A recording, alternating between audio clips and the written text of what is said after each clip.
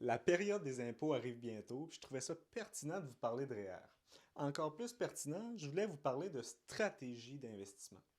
Puis vous montrer aussi la puissance qu'avoir des conseils d'un professionnel peut avoir sur votre investissement. Je vais vous parler aujourd'hui de stratégie REER, de stratégie pré-REER. Le mot prêt peut faire peur, mais vous allez voir, quand je vais en finir, ça ne vous fera plus peur.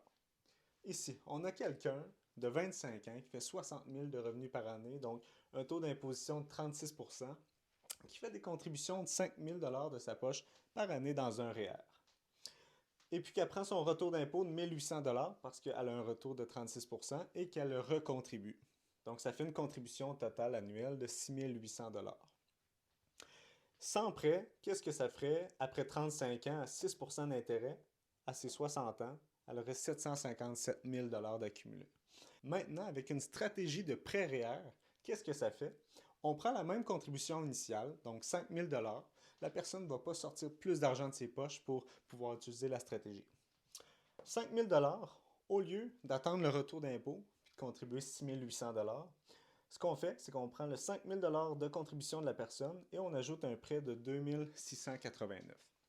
Qu'est-ce que ça fait? Ça fait que sa contribution de cette année-là est de 7 689.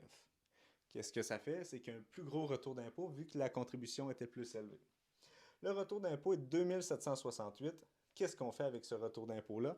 On vient payer le prêt initial quand on reçoit l'argent, en fait. Donc, dans la même année, on vient repayer le prêt. Donc, ça coûte environ une centaine de... Pour cette stratégie-là, ça coûte environ une centaine de dollars d'intérêt. Il est pris en compte ici. Donc, le retour est de 2700, mais le prêt à payer est de 2689. Au final, qu'est-ce que ça fait? C'est que la contribution de la personne est de 7 689. Si on fait la même stratégie, on l'investit pendant 35 ans à 6 d'intérêt, ça va faire 856 000 d'accumulé rendu aux 60 ans de la personne. Donc, pour avoir contribué la même chose, le même montant annuel, on vient chercher quasiment 100 000 de plus, 99 000.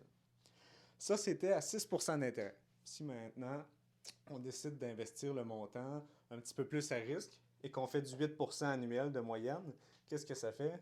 Ça fait qu'on va chercher 153 000 de plus avec cette stratégie-là pour avoir rien fait de plus. Donc, vous voyez un petit peu la puissance que faire affaire qu'un professionnel peut avoir sur votre épargne.